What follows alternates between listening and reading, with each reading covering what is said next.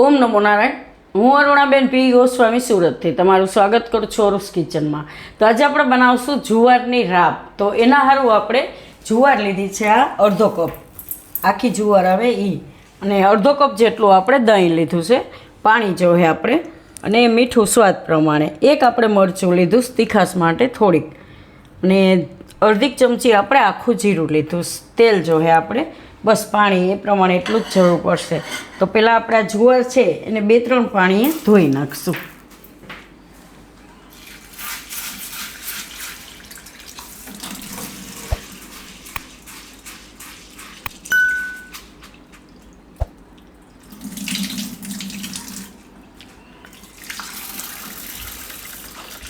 તો આ રીતે એને 2-3 પાણી ધોઈ નાખવાની.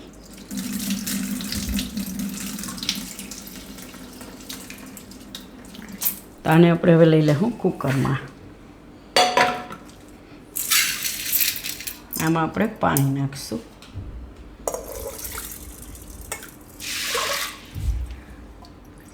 તો આ અડધો વાટકો હતો તો 1 વાટકો જેટલું આપણે પાણી નાખવાનું, ને મીઠું નાખીશું સ્વાદ પ્રમાણે. તો આમાં મીઠું ચડી જાય એટલે થોડુંક આમાં આ રીતે નાખી દેવું. હવે ગેસ ચાલુ કરશું.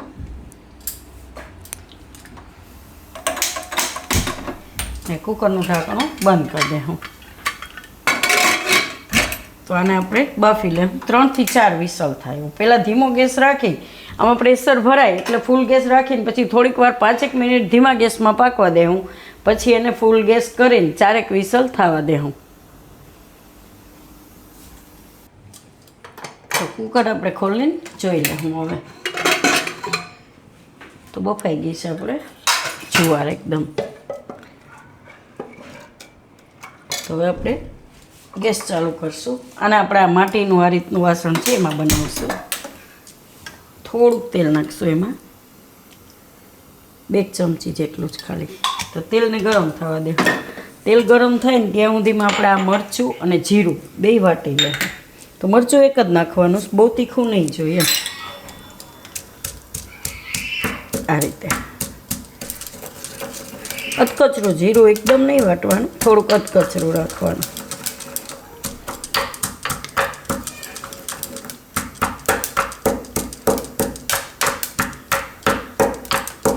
આ રીતનું. તો આને આપણે હવે આ તેલમાં નાખી દેવું.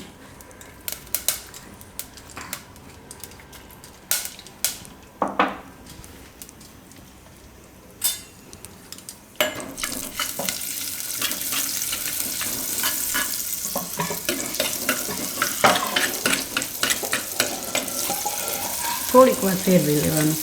જીરું કાળું ન પડવું જોઈએ, લાલ જ રહેવું જોઈએ, તો ઝાડો સ્વાદ આવશે. તો આમાં આપણે હવે આ જુવાર બાફેલી નાખી દઈએ.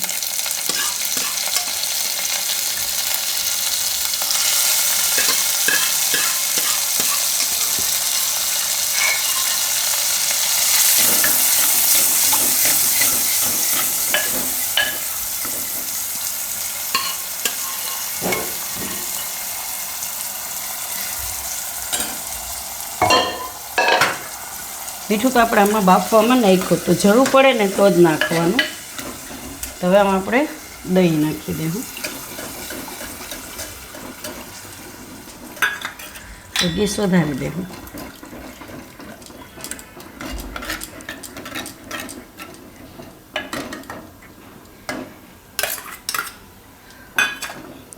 હવે એમાં પાણી નાખી દેવું આપણે 1 વાટકી.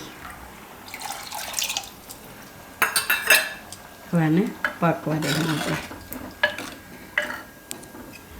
5-1 મિનિટ જેવું પાકવા દેવું. જરૂર પડે તો બીજું પાણી નાખવાનું એમ.